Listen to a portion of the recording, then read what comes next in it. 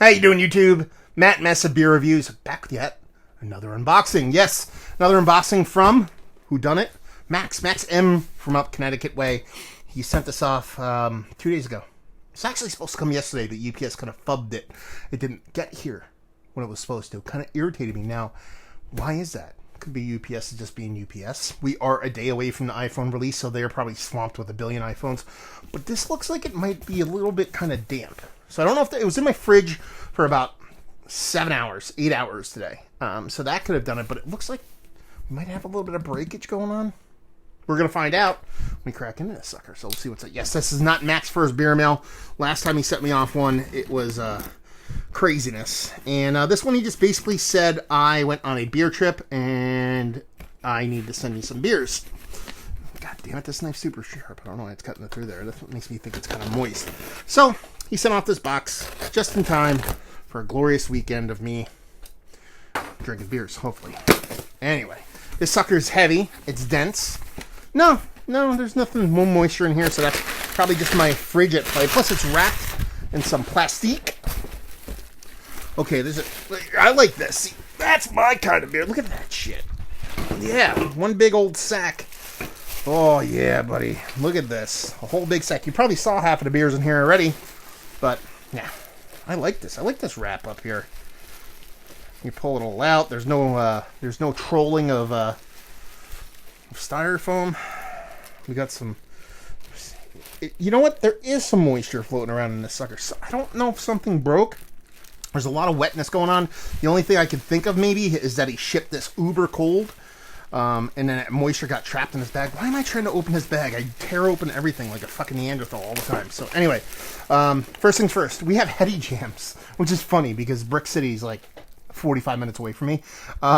So it's kind of funny to get beers that I can get readily available to me reasonably from far away.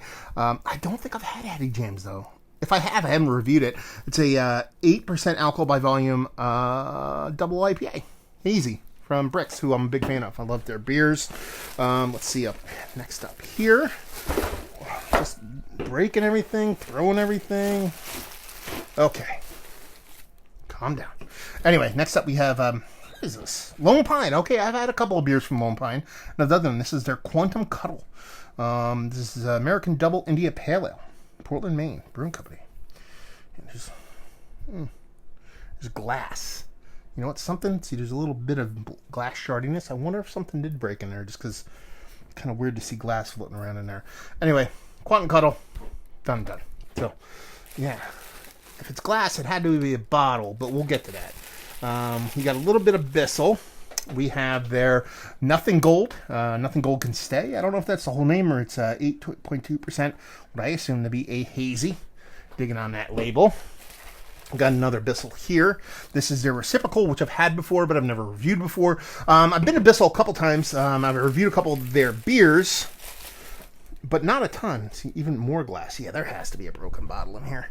Hopefully I don't cut myself. 6.2% substance. We actually can get this relatively close to us down here in New York, I believe. It gets a Bissell, but I don't get up there that often. We have Acid Blend BPM, Brick City, another Brick City beer. I actually saw this, and I really wanted to try it because this is a kettle sour. I haven't had anything from these guys yet as far as sour goes. We have 2 mystery beers that are soaked to the brim. This I can't make out what it is, which is good. I'll let that dry. I actually kind of want to do a mystery beer. I kind of brought a glass in case I wanted to pop one open real quick. So maybe we'll do one of these right after I do this unboxing. This, I see a little bit of color, but I don't know what it is. So, we'll see what's what. Now, let's find this broken bottle here. So, first off, it has to be a smaller beer because it doesn't smell like stout or anything. Oh, mystery beer. Another mystery beer. We're ensconced in mystery beer. I don't know where I'm going to put this sucker. Let's go like that. Next up is another mystery beer. I can see the top on this one. That's how I know. And we have... I guess it was supposed to be a mystery beer? Maybe I was supposed to keep this on there? I don't think so. Yeah, I think this is supposed to be a mystery beer. He put that on there. Maybe he put that on there to seal the cap. I don't know, but it's Barrel and Beam from Allagash. I've had this before. This looks like an old bottle, but it's not. It looks like it's from 2019, 6.5. And I've had this before. I wasn't a big fan of it, but we'll give it a whirl. But it's weird because there's no paper in here, so I didn't like pull the mystery part of it off. And then this be some main jam right here. Let's see what this one is. This be their dinner, which I have not reviewed. That will be quite fun skis to dive into. So let's slide all that over. Kind of get these in frame. Mystery beers. Dinner, we'll throw that sucker there. Throw that over there. And we haven't gotten to the broken bottle yet. Or leaking bottle. It has to be a broken bottle because of the amount of glass that was floating around here. Oh, Allagash, they're Blanton. This is spontaneously fermented ale aged on Blanton cherries. It's one of their cool shit beers. Again, this looks like an old bottle. Maybe it was just because it was floating around. 6.4%. Awesome labels that Allagash does. So as you can tell, the trip that he went on was up in Portland, Maine. Okay, I think we found a culprit here. This one's quite soaked. Maybe this is the broken one.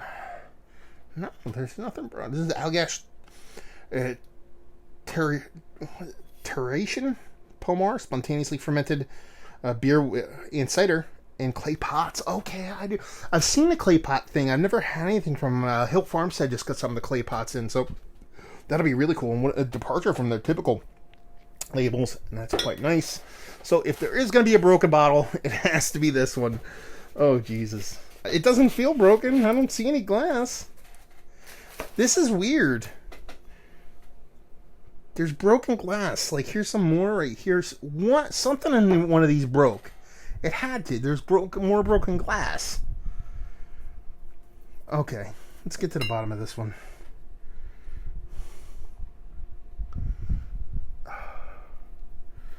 I don't see any broken glass here. My major concern is that I'm going to drink some broken glass. That's why I'm kind of inspecting these. I could do these off of camera. The only thing I can think of is maybe one of these edges of these corks and cages kind of broke. Yeah, that's really weird. The bottoms are intact. Some more broken glass there. What is going on? Maybe, you know what?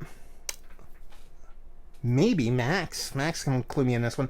Maybe he had a bottle break in his kind of crate of boxes that he brought back from his trip. And maybe that's why. But I mean, look at how soaked these mystery beers are. Ooh, I just got stabbed with some glass. So, or maybe he put glass in there for fun, just to kind of be like, I'm gonna stab this motherfucker. It's gonna be fun as hell just to stab him up, Stabby McStabberson. So there you go. I mean, this is a killer haul from, local jams for me when you're talking about the bricks. A ton of Bissell Brothers, a little bit of Lone Pine, some mystery beers, ton of Allagash, a little bit of dinner. This does not suck. Thank you very much, Max. Super great. Those are hard words. Super great killer haul here of fantastical beers. Yeah, I'm a lucky man. So, yeah, Max, man, you might be king shit of fuck mountain at the moment, at least temporarily when it comes to the beer meals. It's been a while. It's been about a month or so since I got a beer meal. And this one definitely kind of makes up for it. So, yeah, let's crack into a mystery beer. Let's do it right off. I'll probably repost this mystery beer tonight as a separate video just because some people won't want to watch the full unboxing. But let's crack into a mystery beer so you guys know I'm not fucking around when it comes to mystery beers. Yeah, even though a little bit of wet, I can't really tell what's going on here. Let's go with this one. Looks happy to me. Let's grab a mystery beer glass. Oh. Make sure there's no glass in this sucker. Like I said, these have been sitting in my fridge. These have been sitting in my fridge for like 7-8 hours, so they're definitely cold. Last night it was actually really cold up here in northern New Jersey. Got down to like the low 40s last night, so I know this wasn't sitting in some kind of heated truck and stuff like that. So she should be a great temperature. As far as that beer looks like a double hazy to me. Looks like a slightly malt forward kind of double hazy IPA, or maybe one of the ones that don't use kind of a huge amount of sugar base to it. Yeah, double hazy. Could be something else, but that looks like to me. Quarter pinky finger as far as the labeling goes. Pretty beer soaked, moisture soaked paper towel. See, that's why I use mystery beers. I feel like I have like a piece of glass sticking to me. Anyway, look at that. Hazies all day, son. Let's see if we can get a nose on her. Ooh. Man, that's like apricot juice. But it's like jammy, like marmalade, though. It's like apricot marmalade juice. Now, what does that mean? Is that like lactose in marmalade? It's got a sweetness to it. I don't know if it's double IPA or a sour double IPA at this moment. But it smells rich, smells dense, smells thick. It smells like it does have a little bit of funky, nefarious going on as far as like DMS or more like the acetal kind of thing. But it's kind of underneath all that. But it gives you that soft kind of buttery thing. I just had glass kind of fall off my arm. Jesus Christ. It's very dangerous. So yeah, as far as I'm going, it's got to be a big beer. It's got to be like a hazy double IPA. It might be a sour double IPA. I don't know yet. We're just going to dive in, see what it's got. Cheers.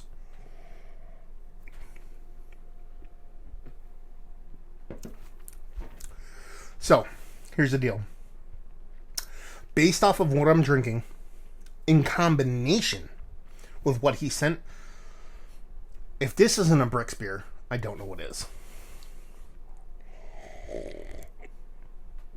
Yeah, this might be like their apricot jams or something like that. It tastes like a fruit portion in there, like a fruit juice portion, and a big hazy double IPA with a little dollop of lactose. Done and done. You're talking about 8.5%, 8.3%, but it tastes like a Brix beer. Now, that's your power of suggestion here. These beers, I got a couple Brix. One to be like, okay, from what I've had from Brix and any sense of Brix, it kind of puts you in that mindset, being like, okay, this might be one of those beers, but it just reminds me of their beer so much. So let's check that out of our brewery and just go double IPA, let's go 8.5%.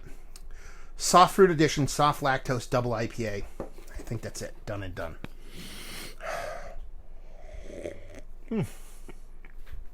I like it. It's just a big beer. A big beer. So we'll see what's what. So I already talked about it. See what it is. Like I said, it just tastes like a Brix beer to me all day long. Come on. Parrot jams from Brix Brewing. Now you can see a little bit of the color through here. I didn't cheat though. I have no idea what the fuck that beer is.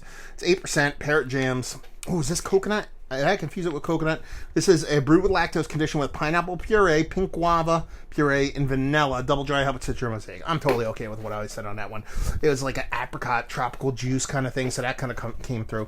I mean, it's Brix. It's what I expect from them. Like I said, from the look, I was like, okay, it looks like a little bit maltier beer.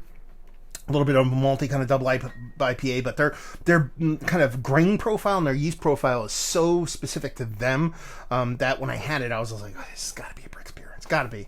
That's a tasty jam. You can get down with that. And it's a great brewery. I love going there. It's so funny, too, because a lot of stuff you see from them is stuff like this, but more often than not, when I go and visit the brewery, there's a lot of like lower ABV lager, stuff like that, and that's what really turns me on from these guys. As far as dating goes, they not date their cans? I guess they don't. I mean, this is going to be posted tonight, so you'll know how old it is. And yeah, not too shabby. I think I did okay on that one. Wet paper. I don't want to look at this one. Make sure you hide that from my eyes. But I assure you, one, we were open, and two, I had no idea what that was. You know, you glean a little bit of color through it. It's like I don't know. It's like looking through like one of those what do they call them? Frosted kind of showers. You can kind of see a silhouette on the other side, but you can't really tell what it is. That's what we have going on. So anyway, let's talk about it. Is this one of the better lactose beers that I've had as of late? It's in the conversation, but just in the conversation. I mean, the way the malt bill comes off, it comes off a little bit too grainy for me to really get on board with that tropical fruit lactose thing. Vice versa, to kind of go into kind of a grainy kind of IPA, which I actually get down with. There's a little bit too much fruitiness, a little bit too much sweetness outside of that graininess. Kind of turned me on, but I like it.